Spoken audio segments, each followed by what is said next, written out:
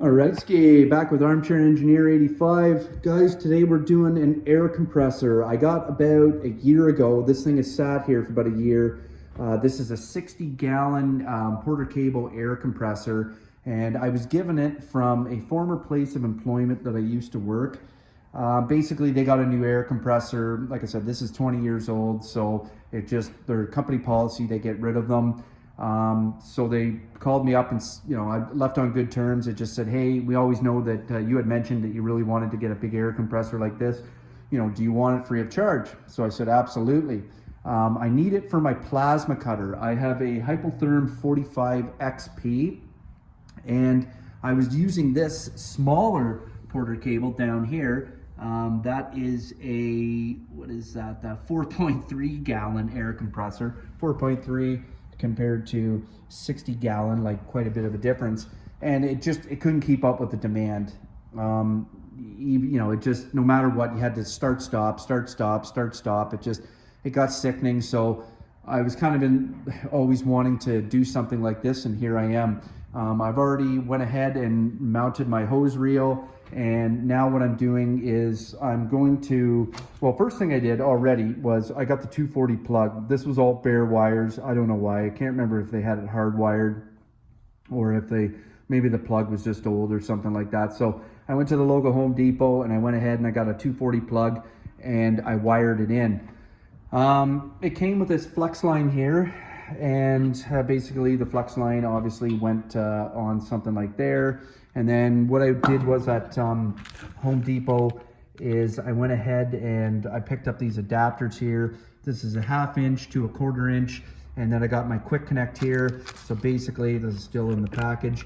You just thread that into there, and then one end, threads into there, and then obviously that one goes into your ball valve right here.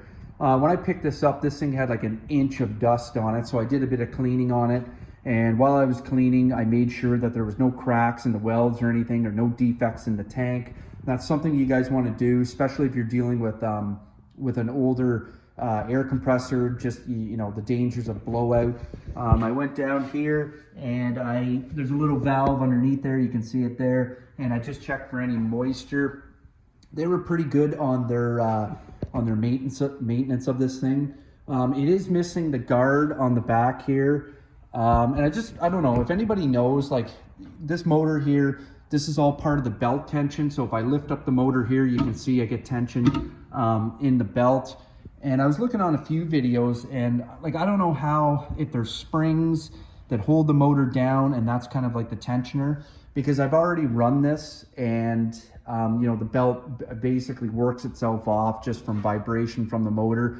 So I know that some air compressors, they bolt down, and then if you want to change the belt, you unbolt it, and then you just push up on the motor. But I'm not sure with this one. I don't really see any holes. Like I said, I see these little notches here, and I'm wondering if there's like little springs, almost like exhaust springs, that hold it down and keep it tensioned. But anyway, so this video, what we're going to do is I want to change the oil in this air compressor. I went to my local Canadian Tire and I picked up some compressor oil. They say, I did my research, and they basically say don't just use conventional motor oil. Compressor motors have a different need, if you will, compared to a small engine. I mean, it might be all hooey, but this was pretty cheap. This was like about $6. So I just went ahead. So I've got my my drain here, and then I got my fill there. So I'm going to go ahead and do that, and then I'm going to get I got some Teflon tape, and I'm basically going to Teflon each end of this and my adapter here, and we're going to go ahead and get this thing rocking and rolling. Okay, so this is my little oil drain, if you will. I just double-sided tape some vinyl tape here to a funnel. Excuse me. If you guys don't have any double-sided vinyl tape, I highly suggest getting a little bit of this. This stuff is awesome. Vinyl tape is great to begin with, but when you get the extra double wide, it's great. So I'm just gonna one-handed here, if you will. I got my drain right there, and this is my fill. And without making a mess, let's get this drained.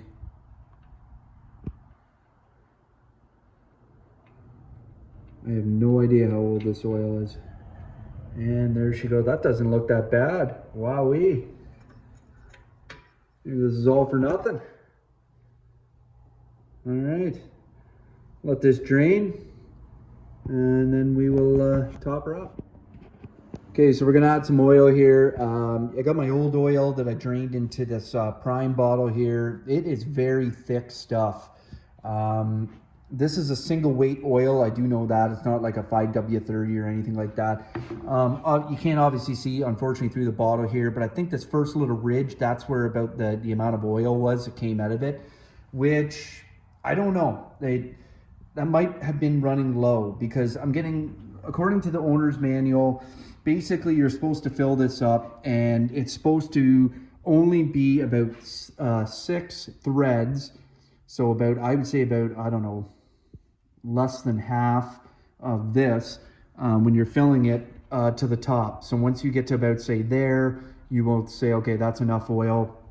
It said, according also to the oil, that it takes 16 fluid ounces, which if you do the conversion with milliliters, it's like, I think like 416 or something like that.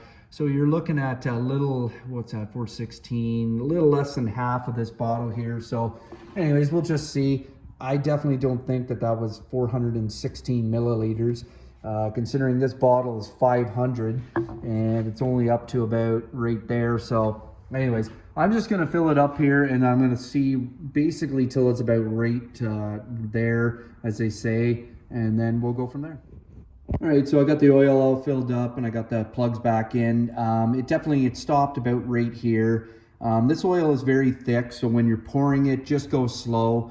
It's like molasses. It's not a dual weight oil like a 5W30. It actually doesn't even say on it what weight it is. But if you look here, it's about, so this was about a 946 milliliter bottle. And I believe it said that I should have about 476 milliliters of oil in it. So anyways, they gave you a little bit. 476 is what the capacity should be. And then they just told you that you may want to have it up to here. And anyway, so that's what I went with. I topped it up to here, about 6 threads, as they said, and I've got enough oil in it. All right, so I did some digging online. Apparently this is an old school setup for this type of motor here on the air compressor.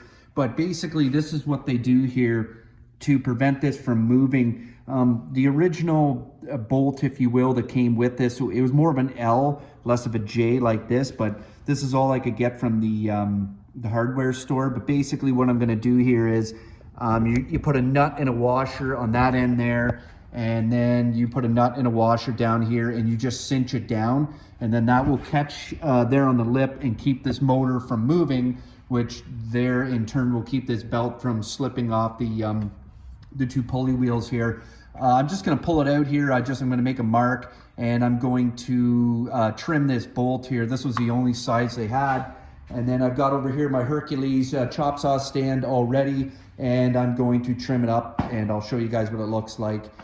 These things are handy, man. Get yourselves one of these. Awesome. Easy way of cutting metal fast. And voila, there we go. It's just hooked underneath there. It's just catching, I just got to turn a little bit to the side there just so it catches that lip.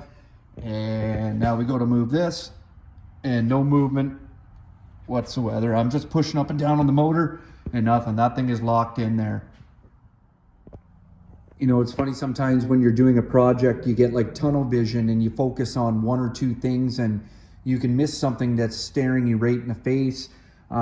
So I mentioned here that I was going to be using this flex line to basically go from there to there, and then all of a sudden it dawned on me that I'm not going to use that because this doesn't have a regulator on it.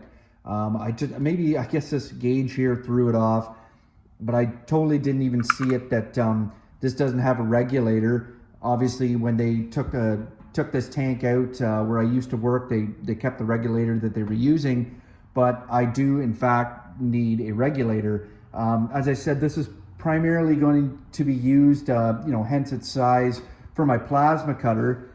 2 things actually that, if you look here, my plasma cutter has in fact, it's a Hypotherm 45 XP. It does in fact have a built-in air and oil separator, but according to the manual, they still say that you need to have an external.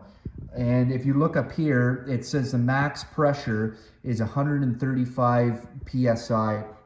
So if I have no way of regulating that, you can damage this machine and then it's not covered under warranty. And I have no idea right now, like if I were to hook this up and crack open the valve, what I would get. I guess I never thought about it because the one that I was using down here, it does in fact, you can see it has a regulator on it that you can adjust.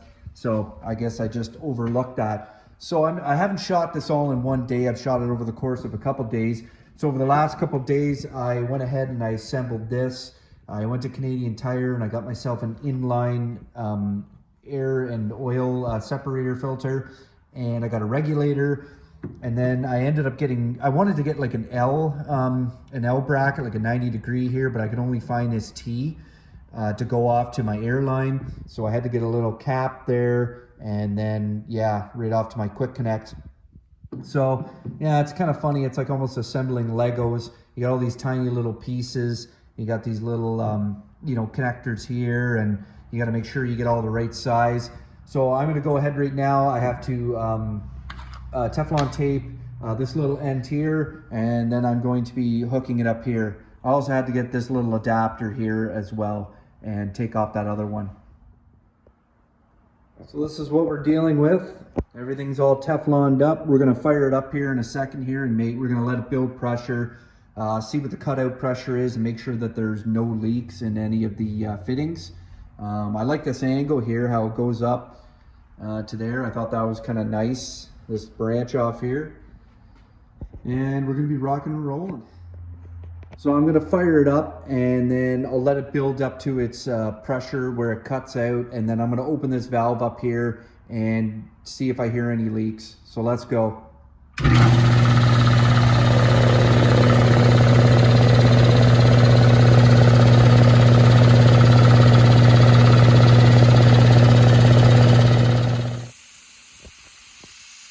Okay, so I let it build up to 120 and it cut out. But as you can hear, I've got an air leak coming right from here. So I'm gonna have to do something about that.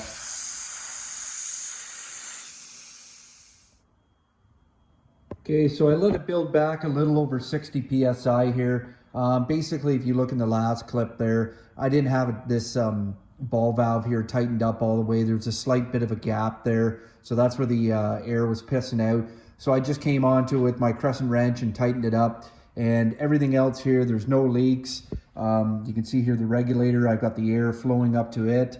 So officially right now, I have shop air in my garage, which is great. I didn't think I'd ever need something this big, but obviously when you're using a plasma cutter, it is very hungry for air. So yeah, this thing was sitting here for well over a year, and I finally this winter got a bit of time, so I am glad that I'm now finally have it complete.